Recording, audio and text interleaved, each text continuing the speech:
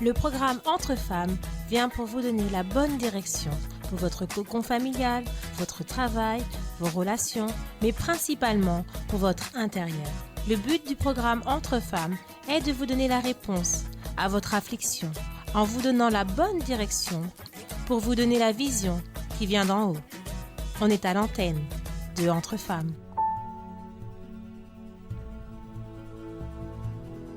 Chers amis, bienvenue à notre Entre femmes d'aujourd'hui qui a pour thème la rencontre Godlywood autosoutien, où nous avons pu faire une radiographie de notre intérieur, de qui nous sommes réellement. Et nous avons bien vu que nous ne pouvons pas nous établir sur le fait de penser que nous sommes et nous pensons être ce que nous avons, ce que nous faisons, ce que nous disons même à notre sujet, parce que parfois on dit beaucoup de bien à notre sujet, ce que nous montrons, mais réellement ce que nous disons. D'ailleurs, le verset de cette réunion a été exactement celui de Matthieu, qui nous dit « Mais ce qui sort de la bouche vient du cœur et c'est ce qui souille l'homme, car c'est du cœur que viennent les mauvaises pensées. » Et ça, nous pouvons le lire en Matthieu, chapitre 15, versets 18 à 19. Il y a d'autres choses qui vont être dites à ce sujet, parce que le cœur, il est méchant, il est mauvais, et ce qui est à l'intérieur de nous, c'est ce que nous gardons. Et ce qui sort de notre bouche, c'est exactement ce qui est à l'intérieur de nous, et c'est ce que nous sommes réellement. Et là, c'est une réalité qui fait mal, le bas blesse. Lorsque la personne, elle pense être quelqu'un, elle a monté sa vie, elle a lutté pour avoir quelque chose, elle a lutté pour une carrière, mais en réalité, elle n'est rien de tout cela. Parce que bien des fois, elle peut lutter pour des choses qu'elle va démontrer être, mais en réalité, elle est ce qu'elle dit, ce qui sort de sa bouche. Et aujourd'hui, nous avons quelques intervenantes qui étaient là à la rencontre de l'autosoutien. Nous avons Bénédicte qui est en ligne, c'est bien ça, Bénédicte? Oui, bonjour. Bonjour, vous êtes ouvrière ici au Centre d'accueil universel, vous étiez là dans la rencontre, oui. Et bien là. Et nous avons ici Paul aussi, de Bonjour.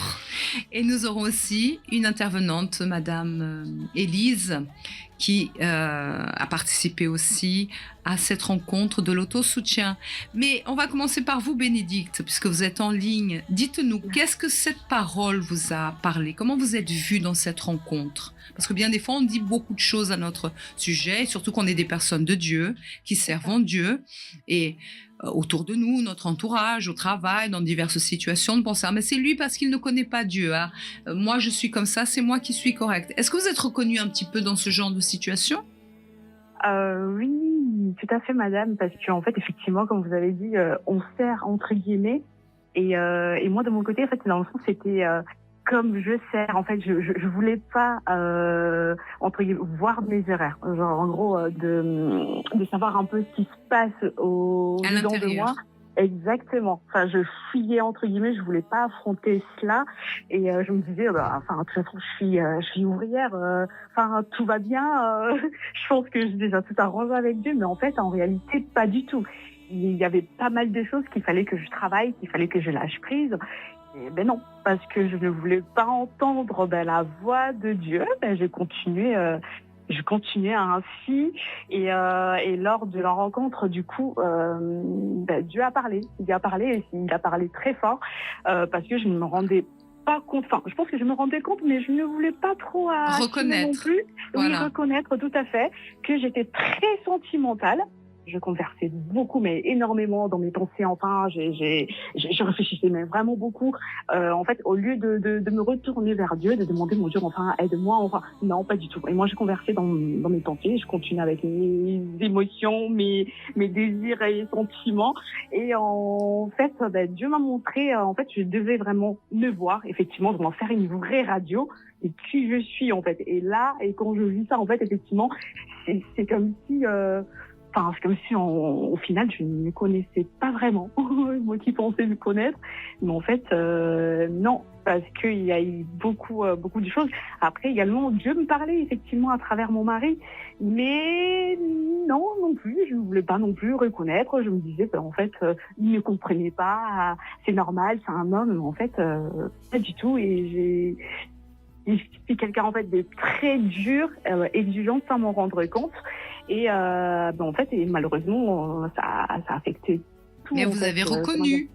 Tout à fait, et je reconnais également parce que même pas seulement dans ces rencontres qu'on a eues chez Samedi qui étaient très très très fort, je pense que ça a débloqué tout, je pense en moi également, mais il y a également par rapport à la rancune qu'on a eue aussi il y a quelques mois, là aussi c'est pareil un peu, hein, je ne voulais pas reconnaître également que j'étais quelqu'un de très rancunière et que je gardais des sentiments en fait il y a des années, moi qui pensais avoir déjà tout débarrassé et que non, en fait au final c'était pas réel parce que comme vous savez un peu dans mon témoignage, j'avais perdu mes parents, enfin j'ai perdu mon père, ensuite j'ai perdu ma mère. En fait, je me sentais un peu entre guillemets coupable en fait surtout de la mort de ma mère entre guillemets, dans le sens où je n'ai pas pu profiter avec elle, et après il y a eu aussi des situations qui a fait que voilà, ma mère était malade, donc là où elle priait dans le bus où elle était, ils avaient dit que ma petite sœur c'était une sorcière, donc elle a dû renvoyer ma sœur au Congo, donc ça aussi ça a créé beaucoup de problèmes, et moi qui pensais en fait ces choses-là, j'avais déjà pardonné, j'avais déjà laissé entre les mains de Dieu, mais en fait pas du tout, j'avais pas fait le deuil en fait de cette situation, parce que en fait je devais me rendre compte depuis longtemps, parce qu'à chaque fois je parlais avec ma petite sœur au téléphone, en fait j'avais ces sentiments qui revenaient, comme entre guillemets, comme si c'était une petite colère, une petite amertume, rancune, mais je ne voulais pas vraiment je me disais bon, c'est normal que je voulais pas assumer, je me disais c'est normal si je suis triste, c'est des choses qui arrivent, mais en fait non, c'était une racine qui était là, Dieu voulait me montrer, mais j'étais pas connectée, effectivement. Ouais. C'est pour ça que je ne voulais pas voir ce que Dieu me montrait. Et en fait, Dieu m'a montré également que j'avais pas pardonné vraiment réellement. Enfin, je me suis pas débarrassée de cette rancune que j'avais en moi, de tout ce que j'ai pu vivre, en sachant que ma mère est décédée il y a plus de 10 ans. Donc, en fait, je n'avais pas fait absolument pas les deuils. Et je pense que j'ai fait les deuils récemment, si je peux dire ça. Et là, vraiment, je reconnais, en fait, ah oui, effectivement, j'étais un peu dans mon cocon, entre guillemets. Je ne voulais pas trop exposer, mais ça fait du bien parce que Dieu a montré, j'étais toute contente. Je me disais, mais en fait, on se croit parce qu'on est serviteur, entre guillemets, et que tout va bien. Mais en fait, non. Tout à fait. Il y a du travail jour après jour. Il faut travailler pour juste être attentif à écouter ce que Dieu a à nous parler. Effectivement, moi, je n'étais pas du tout attentive. J'étais tellement préoccupée à ma vie, ma petite vie, que je me préoccupais pas de ce que Dieu voulait vraiment me montrer pour qu'il puisse m'utiliser encore plus. Et avec vous-même, parce qu'en réalité, Dieu veut prendre soin de vous avant même de servir, de faire quelque chose, et c'est plus facile de forger une image, de maquiller les choses, de donner des excuses pour pouvoir démontrer être, ou que tout va bien, ou que vous avez été forte suffisamment avec tous ces événements de votre vie, et aller de l'avant plutôt que de revenir dans les situations, parce que ça fait du mal. Mais ne vous inquiétez pas, Bénédicte, parce que la plupart des femmes, malheureusement, agissent ainsi. Elles, et parfois même, ne viennent pas aux rencontres de l'autosoutien parce qu'elles ne veulent pas se voir dans les rencontres. Elles veulent continuer dans leur rythme, de leur course effrénée pour aider le monde entier, sauf qu'elles perdent les opportunités de guérir de leur passé. Et c'est pourquoi les rencontres de l'autosoutien sont extrêmement importantes, et vous en avez témoigné aujourd'hui. Tout à fait. Et ça fait énormément du bien. Et effectivement, on néglige, on dit c'est Goldwood, enfin c'est toujours la même chose. Mais non, c'est pas la même chose. À chaque rencontre, Dieu parle. C'est jamais la même chose. Il faut juste écouter. En fait, il faut juste être sincère. Écoute, mon Dieu, je viens et parle-moi. Qu'est-ce que j'ai à changer? Vous savez, en général, quand la personne, elle dit de quelque chose, c'est toujours la même chose. C'est parce qu'elle ne veut pas se voir, elle ne veut pas écouter. Veut pas se voir, tout à fait. Elle veut juste donner une excuse pour ne pas laisser le Saint-Esprit lui montrer, travailler, parce que c'est sûr que reconnaître, ça touche la fierté, l'orgueil de la personne. C'est comme si elle a construit un château de cartes et tout d'un coup, un petit vent et tout s'écroule. Et elle est démunie parce que le Saint-Esprit va lui montrer, mais le Saint-Esprit n'accuse jamais. J'imagine qu'il ne vous a pas accusé dans ces rencontres. Non, absolument pas du tout. Il m'a montré. Il vous m'a a tout simplement soulagé, montré il parce est allé qu'il à la prend soin racine. de moi. Voilà. C'est ça. Mais ça parce que vous avez accepté. Tout à fait, madame. C'était dur, mais ça fait du bien. Très bien. Vous viendrez à un moment donné, lorsque vous avez plus de disponibilité, on verra avec Monsieur Sylvain la preuve. Si d'ici quelques temps, parce que là tout est assez frais, Oui. et nous reviendrons, on va vous prendre là en couple aussi pour voir réellement comment les choses évoluent. Mais en tout cas, c'est un grand pas parce que déjà le fait de pouvoir parler, d'exposer, cela montre vraiment que vous êtes affranchi de ces choses et qu'aujourd'hui vous voulez en parler et aussi partager aux autres Exactement. pour qu'elles ne souffrent pas et qu'elles puissent aussi avoir l'opportunité de venir participer à ces rencontres. Oui, madame. Très bien. Et qu'est-ce que vous avez d'autre à dire à cette femme alors qui peut-être pensait aussi qu'elle n'avait pas besoin, qu'elle n'avait pas le temps, que c'était pas pour elle, qu'elle avait déjà les rencontres à l'église, les réunions et que ça suffisait? En fait, moi, ce que je dirais, c'est bien, ok, d'accord, on vient à l'église lundi, mardi, pour des choses, voilà, ça c'est bien. En fait, si Dieu, effectivement, a mis en place ces réunions-là, c'est pas pour rien, surtout la réunion des femmes, c'est pas pour rien, effectivement, c'est dédié que à nous, les femmes. En fait, on devait tellement être heureuses parce que Dieu prend tellement soin de nous, il sait en fait en quoi on a besoin, en fait, il sait quoi on a besoin, il sait en quoi il faut qu'on travaille. En fait, effectivement, il faut juste venir dans l'optique que oui, mon Dieu, d'accord, je vais être meilleure, je vais être une meilleure épouse, une meilleure mère, sœur et tout. Donc, utilisez-moi. Et en fait, effectivement, Dieu va nous utiliser. Et ces réunions de Goldwood, c'est très enrichissant. En fait, c'est que pour notre bénéfice. En fait, on est perdant en venant. En fait, c'est nous qui gagnons effectivement, et on prend soin également de notre vie spirituelle. C'est ça le plus important. On veille sur nous, sur nos décisions.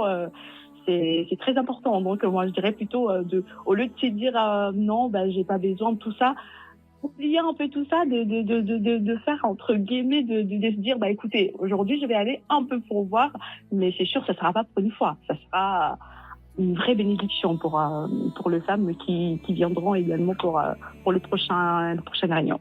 Amen. Écoutez, ça a été un plaisir d'avoir votre retour. Moi également. Que Dieu vous bénisse. Merci, madame. Et une excellente journée à vous. Merci à vous aussi. Au revoir. Au revoir. Au revoir. Et nous avons ici Paul aussi. Oui, madame. Vous êtes reconnu un petit peu dans ces situations-là où la personne, parfois, elle reste sur ses idées fixes, sur sa pensée sur elle-même. D'ailleurs, même, entre nous, on parlait là, mais ça me fait rappeler aussi la méditation qu'on a eue ce lundi, où la personne, elle reste sur son passé. Elle a connu Jésus en 1910, comme Madame Christiane disait, elle reste sur ses idées fixes dans le sens où elle pense que c'est comme ça, elle est comme ça, et elle n'évolue pas, elle ne change pas dans sa pensée, dans son idée. Alors que, comme Bénédicte parlait, ce n'est pas parce que nous sommes ouvrières à l'église, et vous êtes aussi, que nous n'avons rien à changer, qu'il n'y a pas des choses que Dieu va nous montrer, qu'il n'y a pas des choses à améliorer. Mais lorsque la personne, elle ne veut pas, elle veut montrer une perfection, elle veut montrer une image d'elle-même sur que tout va bien et qu'elle est là pour gagner, pour sauver des âmes. Elle est là pour sauver la terre entière, mais pas pour sauver son âme, plus pour sauver son âme, parce qu'elle est déjà sauvée. Elle finit par perdre du temps et elle finit par oublier que réellement son cœur est extrêmement trompeur et méchant et qu'il doit être traité et mis à sa place à chaque instant. En effet, moi, ça m'a fait voir me fait voir justement une tromperie de mon cœur. En fait, ce qui est intéressant aussi, c'est que j'avais participé à la rencontre au Brésil et ça, je l'avais pas vu. Et c'est quand j'ai participé à celle ici ce samedi-là en France. En direct. Oui, voilà. Vous aviez l'hôtel devant vous, parce qu'à la maison, peut-être vous étiez, j'espère que vous n'étiez pas en pyjama, ou dans votre lit en train d'écouter, parce qu'on ne peut pas écouter l'autosoutien comme ça à la maison. Mais là, vous êtes devant l'hôtel. Vous avez l'opportunité, parce que vous dites, j'ai déjà participé. Non. on a des grandes opportunités. On a l'autel pour parler avec Dieu directement. Donc Dieu vous a parlé encore. Et Dieu va toujours renouveler sa parole. C'est bien ça. Oui, c'est ça. En fait, ce que j'avais remarqué là en participant à Villejuif, c'était par rapport à la jalousie. Parce que quand Madame Christiane, elle était en train de dire qu'elle avait vu qu'elle était jalouse quand son mari parlait avec d'autres femmes, etc. et qu'elle avait vu cette jalousie, je m'étais imaginé, toi Paul, comment tu réagirais? Et je me dis, non, ça va, je serais pas jalouse. Mais en fait, j'ai remarqué, Dieu m'a attiré mon attention, mais regarde ces situations-là où, à l'intérieur de toi, peut-être t'allais pas parler à haute voix, mais à l'intérieur de toi, ton cœur, en fait, il parlait. Et c'est vrai que là, j'ai reconnu. Et en plus, on m'avait déjà fait la remarque. Vous avez une situation par exemple, une personne que j'estime beaucoup. Si par exemple ça c'était il y a un certain temps, par exemple, j'avais vu que si par exemple elle allait parler beaucoup avec une autre personne, donner de l'attention à l'autre, moi je lui disais pas, mais dans mon cœur j'étais mais et moi, vous voyez ce genre de choses. Et après je m'étais dit c'est rien. Après j'ignorais, sauf que moi-même je changeais en fait, dans le sens où je me faisais un petit peu plus froide pour contrer, on va dire, ce sentiment. Et pour se dire non, je suis pas jalouse. Oui, voilà. Non, en fait, je suis pas jalouse. Et en plus, on m'avait fait la remarque et j'avais dit non, je m'en fiche. Mais c'était pas vrai en fait. C'était juste une carapace, un peu d'orgueil aussi pour cacher. Et là, du coup, pendant la rencontre, en fait, Dieu m'a vraiment mis face à moi-même dans ce sens-là, que avec vraiment les personnes que j'aime, avec tout le monde, on communique avec tout le monde, mais voilà, des personnes où on va avoir plus de liens, etc. D'affinité. Voilà, d'affinité, que je peux avoir en fait cette tendance-là. Et que du coup, même plus tard dans ma vie sentimentale, ça allait même pouvoir me causer des soucis. Donc là, j'ai vu ça, cette tendance, ce petit truc de jalousie, pour le couper, pour m'en débarrasser. En fait, c'est pour avoir plus d'attention pour vous. Une attention exclusive. Quand Madame Christiane a parlé à ce sujet, elle a vu qu'en fait, cette jalousie venait de son manque d'assurance qu'elle avait à l'intérieur d'elle en raison des situations qu'elle avait gardées de son passé. Donc, le problème, c'était pas que l'autre s'approchait, c'était pas l'autre personne spécifiquement ou son mari spécifiquement, mais en réalité, c'est comme si elle voyait avec le regard de son manque d'assurance. Elle voyait avec le regard des choses qu'elle avait gardées à l'intérieur. Donc, par exemple, là, pour vous, dans cette situation de jalousie, certainement, il y avait encore quelque chose plus profond qui vous menait à agir ainsi. Oui, en fait, c'est dans le sens de se dire, il y a un peu le côté possessif. Que vous avez découvert. J'avais un peu conscience, mais je voulais pas trop en parler. Avec vous-même. Voilà, je m'en occupais pas trop. Par exemple, même en y réfléchissant, en fait, c'était que dans le sens que moi, on va dire, je suis pas forcément quelqu'un qui va de base m'attacher spécialement, on va dire, à une personne. Donc, quand c'est le cas, en fait, il y a ce truc-là. Et si je vois si je voyais l'autre, par exemple, qui allait aussi donner de l'attention à l'autre, c'est comme si ça voulait créer quelque chose en moi pour me dire, vous voyez. Et ça, vous avez vu à travers ces situations qu'il y avait quelque chose de plus profond. Oui, voilà, que je dois continuer aussi à développer. Et même des choses, par exemple, du passé, dans les relations amicales, etc., du passé. Le souci, c'est pas c'est résolu. Non, le Saint-Esprit va nous montrer des choses qu'on va devoir continuer à résoudre toute notre vie parce que c'est notre cœur qui est méchant. Il veut parler plus haut que la foi. Il veut parler plus haut que la voix de Dieu dans n'importe quelle circonstance. Il va pas vous prévenir, Paul. Je vais te faire sentir ça. C'est lui qui vous parle. Je ne me permettrai pas de vous tutoyer. Je vais te faire sentir ça maintenant face à la situation. Il est indomptable. C'est seulement le Saint-Esprit qui va nous montrer. Il va appuyer sur le bouton rouge. Paul, tu te souviens ce qui s'est passé l'autre jour. Alors ne réagis pas, agis et mets ton cœur à sa place. Les personnes, elles pensent mais bonjour, Madame Monique. Vous étiez où? On était à côté. La voilà qui est arrivée. Ce qui se passe, c'est que la personne, elle pense que j'ai découvert ça et j'ai déjà résolu et point final. Non. Le Saint-Esprit nous fait découvrir, c'est pour ça que les rencontres autosoutien sont extraordinaires pour les femmes intelligentes. Oui, qui sont en développement. Et ça, c'est aussi une manière que le diable travaille, parce que quand la personne, elle met toute la force pour pouvoir changer dans une situation, et que d'un coup, ça arrive qu'elle commet une erreur, là, le diable, il vient pour bombarder la tête de la personne. Non, de toute façon, t'as pas changé, t'es revenu à zéro. Et c'est pas du tout ça. C'est vrai que nous, on est en développement. Donc, chaque rencontre, c'est un changement, c'est une vision que Dieu nous donne. On est un corps vivant. Tant qu'on est vivant, si on était mort, les choses n'arriveraient pas. Mais tant qu'on est vivant, c'est une bataille contre notre propre intérieur, contre notre cœur, constamment, pour vouloir nous tromper et pour vouloir nous dévier de la présence du Saint-Esprit. De pouvoir détruire notre salut. Donc la personne qui dit toujours « Ah, je suis très parfaite. Ah, j'ai rien. Ah, je pensais avoir résolu. Ah, je suis quelqu'un comme dans la méditation du temple de lundi. Je suis quelqu'un de très perfectionniste. Ah, moi, je ne suis pas comme ça. Moi, je suis timide. » Qui se donne des étiquettes à elle-même.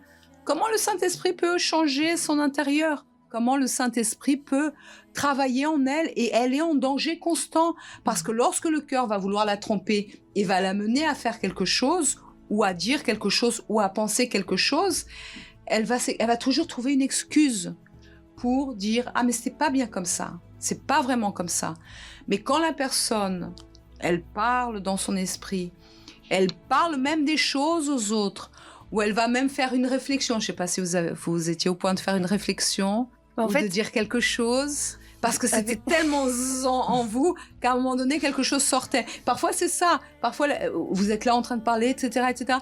Et tout d'un coup, la personne, dans son intérieur, elle veut parler. Tout d'un coup, elle dit quelque chose qui est complètement en dehors, en décalage de tout. Et mais pourquoi j'ai parlé ça?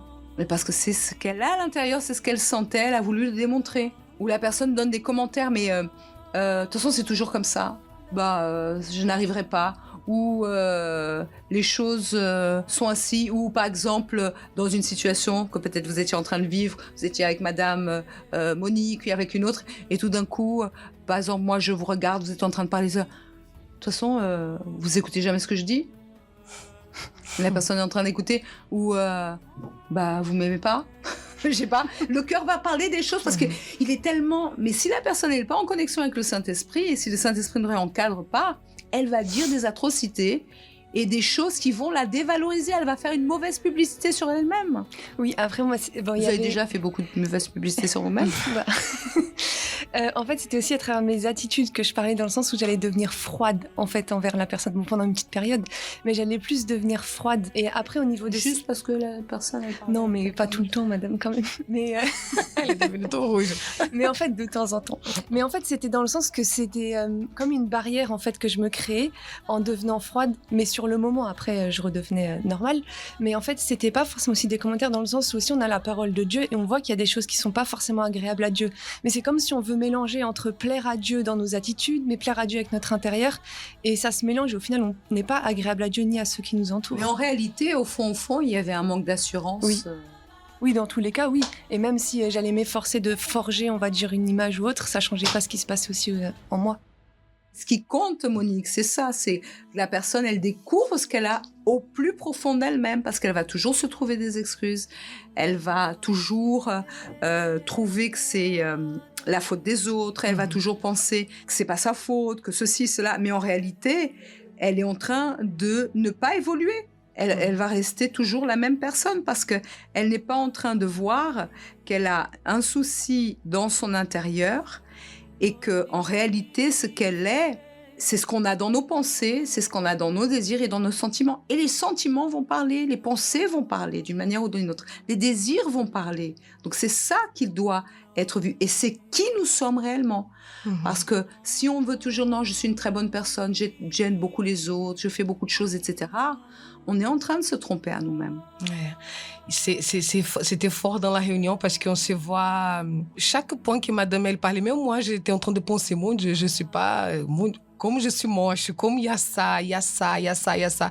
Et je reprends l'exemple que vous avez donné là, quand la personne elle est en train de parler, il y a deux amis, qu'elle dit, de toute façon, je ne vais rien dire, personne ne m'écoute. En fait, c'est un manque de confiance déjà qu'on peut avoir déjà à l'intérieur de nous et qu'on converse avec nous-mêmes, comme ça a été dit aussi dans une des méditations du temple. On est là en train de converser, ça fait longtemps, mais un moment à l'autre, comme on sait très bien, tout ce qui est dans notre intérieur va finir par sortir. Et c'est vrai qu'après, ça tourne très, très, très mal. Cette rencontre a été vraiment une véritable radiographie. D'ailleurs, nous avons aussi le retour de Madame Élise qui n'a pas pu venir. Oui. Parce qu'elle avait aussi ses rendez-vous, etc., que nous allons écouter. Et aussi, elle a vu qu'elle pensait avoir pardonné, avoir résolu les choses du passé. Et finalement, la radiographie est passée, elle est passée dans On sent le soulagement même quand elle parle là dans son retour. Elle est passée dans l'appareil, le scanner. Elle a fait sa radiographie et Dieu a pu lui montrer les choses. Et on va l'écouter maintenant. Ok.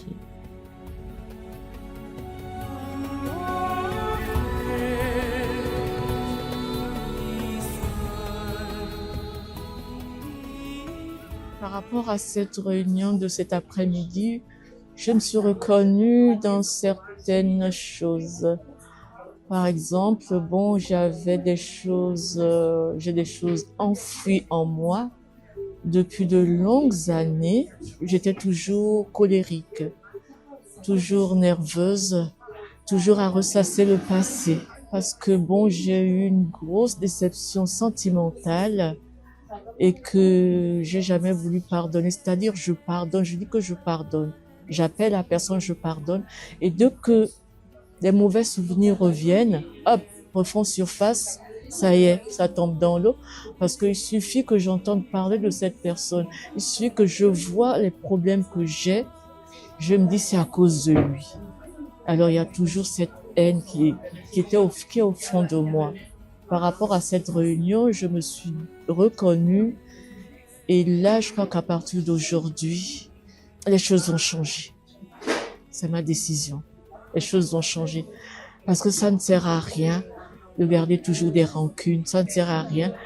Parce que quelquefois, j'ai certaines douleurs et je crois que c'est à cause de cette rancune qui est au fond de moi. C'est ça, c'est ce qui peut peut-être provoquer toutes ces douleurs. Quelquefois mal à la tête, quelquefois hypertension.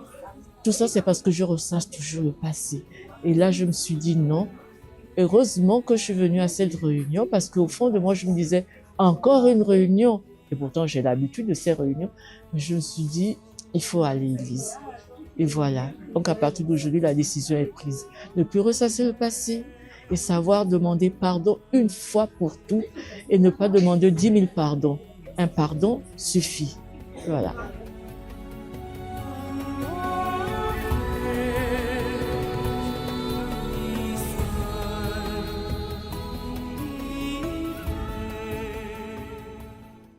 Et voyez, Monique, vous êtes là, vous travaillez avec les jeunes, mais c'est pour tous les âges. Tout âge. Madame Élise a bien exposé, c'est vu, donc cette rencontre, c'est tous les 2 mois et dans tous les CAU de France, bien entendu, en retransmission aussi de Paris.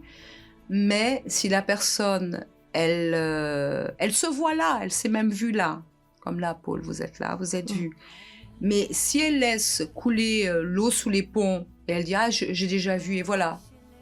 Mais si elle ne laisse pas, durant ces 2 mois, le Saint-Esprit travailler, lui montrer encore des choses, continuer à développer cette œuvre, parce que le Saint-Esprit lui veut du bien.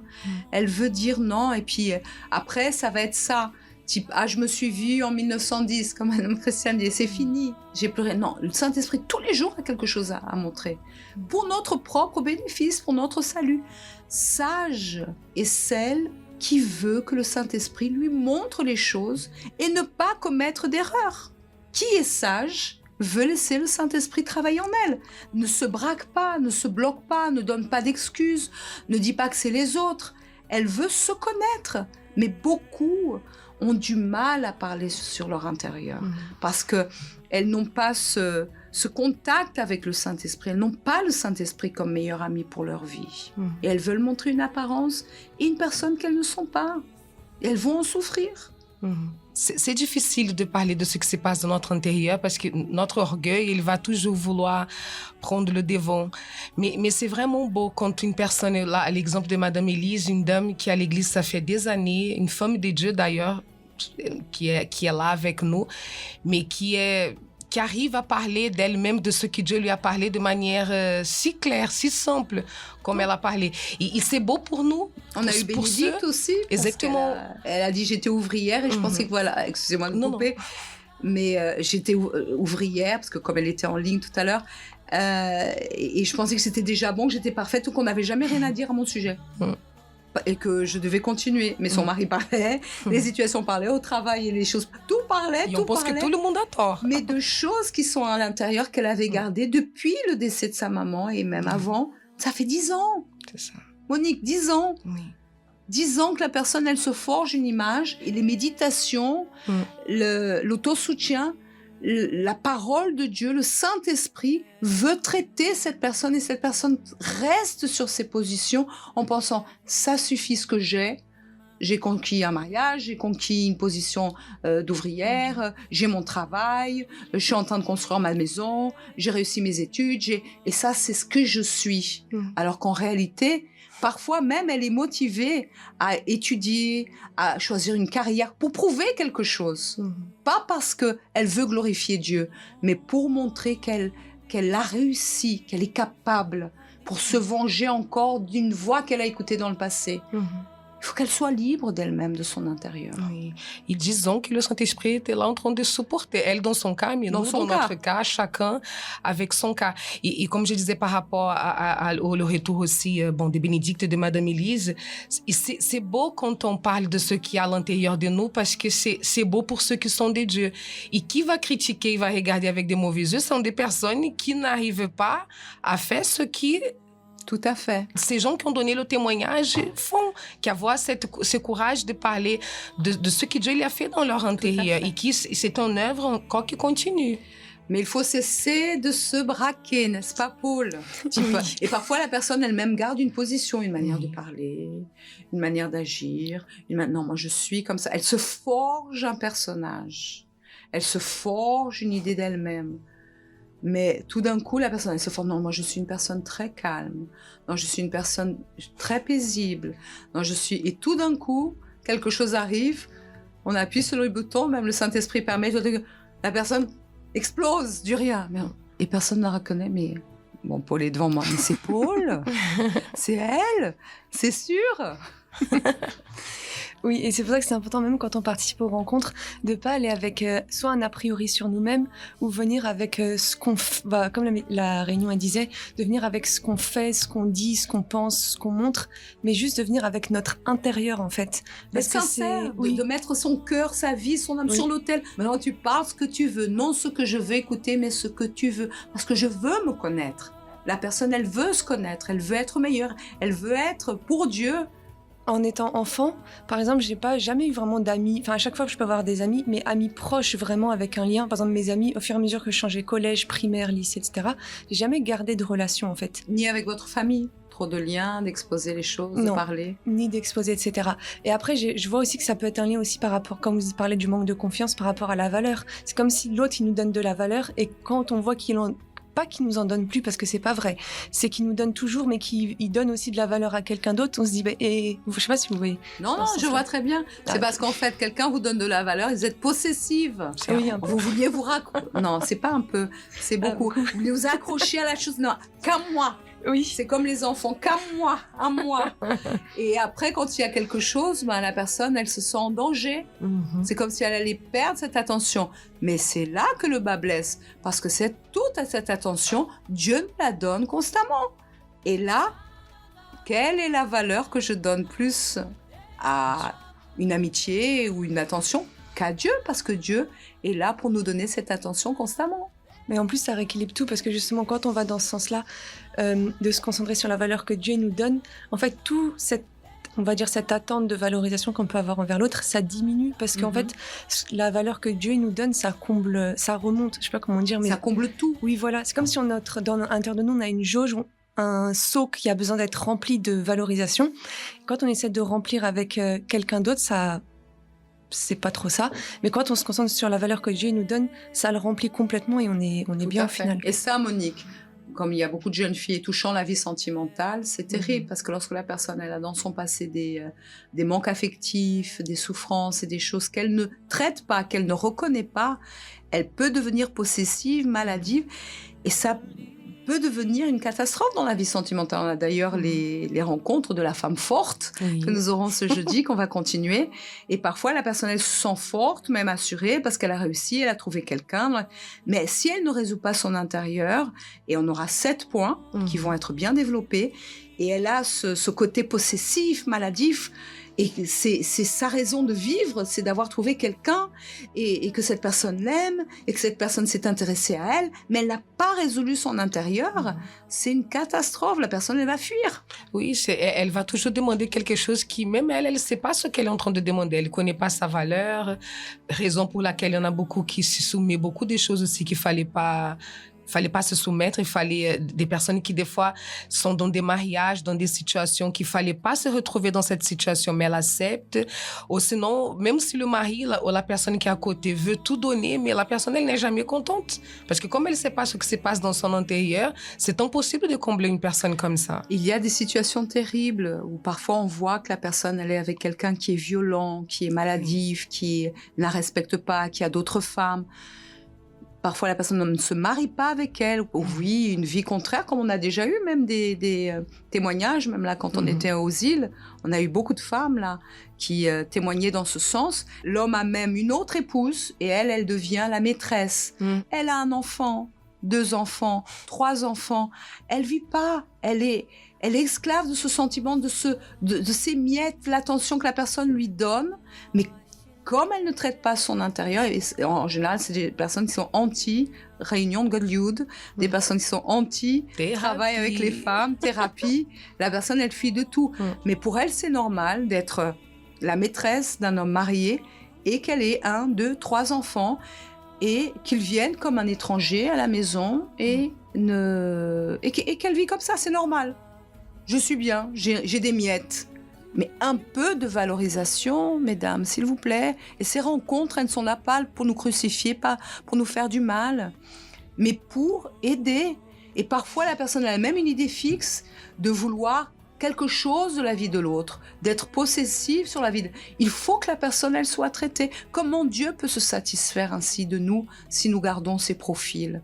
Donc c'est pourquoi, d'ici 2 mois, rencontre Godlywood Autosoutien, thérapie de l'amour ce jeudi à quelle heure? À 19h30 à Paris, ici, à 254 rue du Faubourg Saint-Martin. Retransmission à Ivry-Couronne, Melun et Provence. Exactement. Et vous participez, Oui, Paul? bien sûr, madame. Ça vous fait du bien? Oui, beaucoup. À chaque thérapie, ça permet de se voir. C'est comme des mini-autosoutiens, si je peux dire ça comme ça. C'est vrai, c'est vrai. Et ça aide en fait à se voir, mais pas forcément que vie sentimentale, mais dans tout, dans les relations. Etc. Dans les relations, etc. C'est très important pour se connaître avant toute chose, parce que la personne, elle pense, c'est pour me marier. Non, c'est pour se connaître. Parce que si elle a tout ce profil que chacune a expliqué, a dit, et son objectif, c'est avoir la bague au doigt et se marier, ça va être une catastrophe. Donc, Dieu prévoit la chose. Pour les célibataires, ils ont une grande opportunité de bien réussir leur vie sentimentale. Et pour ceux qui sont déjà mariés, de pouvoir réajuster les choses et ne pas souffrir plus tard ou cesser les dégâts. Et de bien commencer, mais se voir à soi-même, comme il a été dit dans la thérapie de jeudi dernier, c'est plus facile de voir, c'est la faute de mon mari, c'est mon mari qui a un problème, c'est ma femme qui a un problème, au lieu de se dire, qu'est-ce que je dois changer? Et de prendre soin de soi. Parce que lorsque je prends soin de soi, je vais même voir les choses et les situations, même le mari ou l'épouse, de manière différente. Et beaucoup disent, ah, ça marche pas, je préfère mettre un terme à tout. Pourquoi? Parce qu'elle préfère dire que c'est toujours son mari et qui va supporter la femme qui est toujours en train de se plaindre. D'ailleurs, nous sommes dans ce jeûne de Zacharie. Oui. Donc, cessons les dégâts, mesdames, s'il vous plaît. Venez participer ce jeudi. Amenez votre mari, venez avec vos amis, avec le maximum de femmes possible pour qu'elles puissent être traitées. Et participer aussi aux rencontres que nous avons tous les lundis, les vendredis sur l'univers vidéo. Ces méditations qui nous aident énormément à la lumière de la parole de Dieu. Nous avons tous les mardis aussi ce moment entre femmes, qui est là aussi pour aider avec des témoignages de personnes. Mais les femmes veulent d'aller écouter les autres femmes parce qu'elles vont se reconnaître dans le témoignage. Vous avez tant de choses à votre disposition. Et aussi, demain mercredi, nous avons aussi cette rencontre si spéciale avec Dieu. Ici à Paris, vous avez aussi à Villejuif. Si vous voulez même donner l'adresse, profitez. Oui, à Villejuif, c'est au 27-29 rue Yuri Gagarin, à 5 minutes du métro Louis Aragon. Je sais, c'est pas évident de dire Yuri Gagarin. J'ai dit d'une fois, moi. Yuri Gagarin, 27, numéro 27 à Villejuif. Et n'oublions pas qu'aujourd'hui, nous sommes... Oui, nous sommes mardi et on a notre rendez-vous avec les jeunes. Enfin, pas que pour les jeunes, hein, les mamans qui veulent aussi suivre. Donc, sur le YouTube de la FGU, on a ces mois consacrés pour la vie sentimentale. On est en train de parler en détail. Ça tombe bien parce qu'on vient de parler exactement, de cette situation. Et mettre toute la force pour que tout le monde puisse investir en soi, se faire du bien à soi-même, cesser les dégâts, cesser de survivre ou de se donner une apparence ou de dire je suis si... Nous sommes qui on est. Qui on parle, et vous voyez que même là, après la rencontre de l'autosoutien, tout de suite est venu le jeûne de Zacharie pour que réellement on puisse plus écouter la voix du Saint-Esprit à nous parler et ne pas donner mauvaise publicité de nous-mêmes en ouvrant la bouche. C'est bien ça? Oui, exactement. Et vous serez branchés aussi ce mardi? Oui, bien sûr. Parfait. Dernière considération? Venons, profitons de ce que Dieu met à notre disposition. Et le centre d'accueil est riche, riche en cela. Très. Paul. Être qui on est vraiment et celle qu'on veut être pour Dieu, il va nous aider à l'être seulement si de base on est qui on est réellement. Très bien. Méditez, mesdames, sur cette dernière considération. Et surtout être qui Dieu veut que nous soyons. Et c'est pourquoi nous avons toute cette panoplie d'opportunités au centre d'accueil. En tout cas, Paul, merci pour votre dernière considération. Merci Monique. Merci Paul. Que Dieu vous bénisse à toutes et à très bientôt. Et continuez à nous suivre sur Instagram et même laissez votre commentaire. Oui. On aimerait bien vous écouter, on aimerait bien voir ce que Dieu a parlé avec vous lors de cette rencontre. Et vous avez tout sur l'Instagram du groupe Goldwood et nous allons continuer à en parler au cours de cette semaine. Que Dieu vous bénisse. Merci mesdames. Merci madame. Merci. Au revoir. Au revoir.